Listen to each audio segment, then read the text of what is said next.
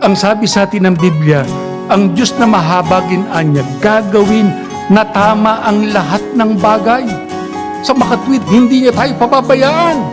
Siya ang unang-unang tutulong sa atin sa lahat ng ating mga pangangailangan. Hindi kayo pababayaan ng Diyos. Mahalaga tayo sa Kanya. Siya ang tutulong sa atin. Siya ang gustong-gustong tumulong sa atin. Kailangan lang matuto tayong maglagak ng ating pagtitiwala sa Kanya.